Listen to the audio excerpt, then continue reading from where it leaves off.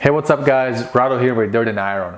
Today I'm here with my WR450. I'm gonna tell you my plan, what I'm gonna do to make her run like a champ. So stick around.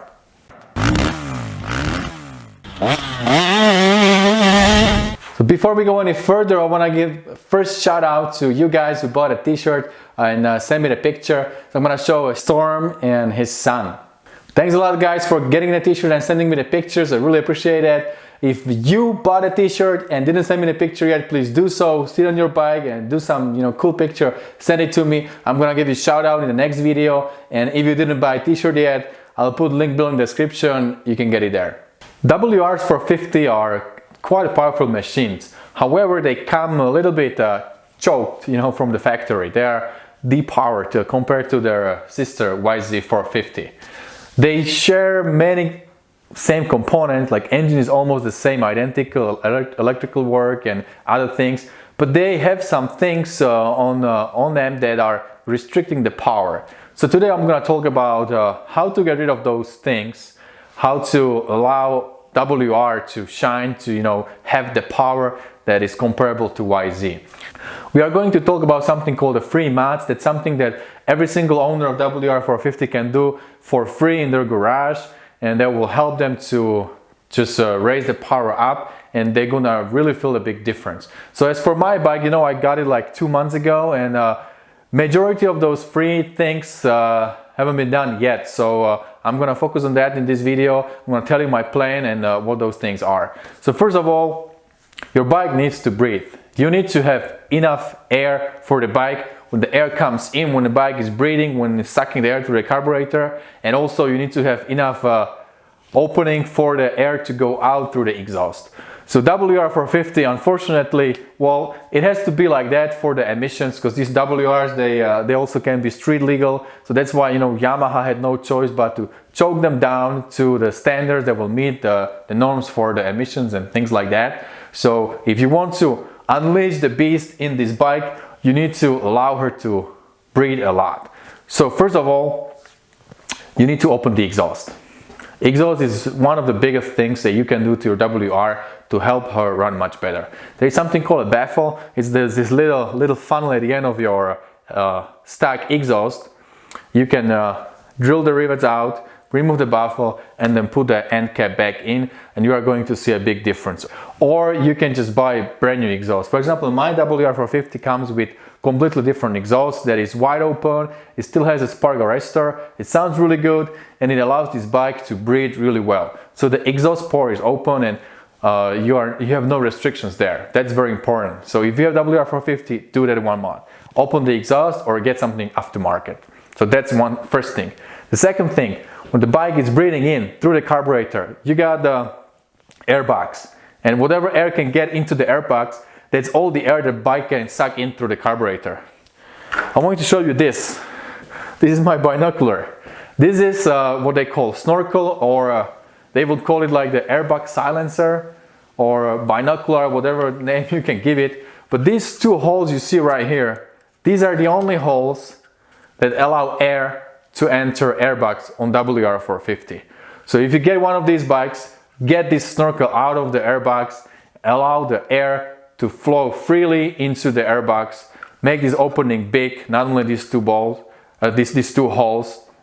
And also, after you remove the snorkel, the next thing you can do is to open the airbox. I will show it to you. The next video, I will show you step by step how to do these things. Today, I just want to talk about it. So after you remove the snorkel, you can also cut two holes into your airbox. There's already a place where you can cut them. You just get a utility knife or something very sharp and just follow the line. Definitely do this mod. Take it out and throw it in your trash. Well, WR has a different timing than YZ. They come with exactly the same CDI, but there is one extra wire in your harness that is causing that CDI to have the timing slightly different than YZ. And you can feel it especially in the higher RPM. So YZ will rev higher and will be more responsive to the throttle. If you want to switch that map, the WR map, to YZ map, you need to disconnect one wire. They call it a gray wire mat. You either disconnect it or just cut it. That's one thing. But if you do that kind of mod, another thing that needs to be done, which is, it's kind of silly, but Yamaha WR doesn't allow your throttle to open fully. There is something called a throttle stop. It's like a screw, like a bolt inside the carburetor that will not allow the throttle to open fully. It's like same stuff that I had on a CRF50 when I bought it for my son when he was 4. There was a screw on the throttle that I could just screw in, and I will allow only 1/4 of a movement of the throttle, so I make sure that my son will not go wide open on that thing. We'll just give him a little bit of a throttle movement, and that's exactly the same what Yamaha is doing with us here. So take that screw out and allow the full movement of your throttle. Take the old long bolt out, the throttle stop out, and replace it with a short one from YZ. There is a big difference in the length.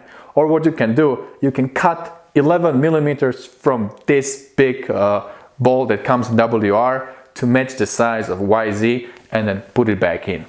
So once you have that, you will be able to use a full potential of your RPMs. WR doesn't rev as high as YZ, and the only reason for that is that you cannot open your throttle wide, and the ignition is a little bit different.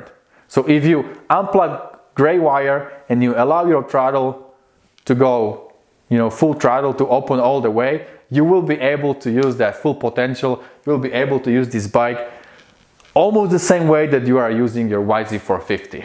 So once I do all these mods, that means that I'm gonna get way more air into a carburetor. That will also means that my fuel mixture will be somewhere off. I will be running probably too lean because there will be too much air coming to the carburetor. And these WRs, they already come a little bit lean from a factory, so stock bike is already running a little bit lean. And if you open the airbox more, that means you are getting more air and less fuel, so your fuel mixture will be even leaner. That's why I got this JD jetting kit. You guys know I really like JD jetting. I had it on my other bikes and they just run so sweet. They have this custom needle, they have leak jet, pilot jet, and even this little o-ring that goes on the accelerator pump that will make your FCR carburetor running so smooth, be very responsive, and just have power everywhere. So after I do all these free mods, I'm gonna do JD jetting, put it in the carburetor, put everything back in, and I'm telling you, I'm expecting a big difference. This bike was running really great even before. I really liked it. I liked the response, I liked the power. It was really good. But I checked it and I see that the free mods were not done yet. So I'm really curious how this bike will run after I do all that and after I install this JD jetting kit. I got this fuel filter. Highly recommend to you guys if you have carburetor bikes and you don't have this fuel filter. It's like $5.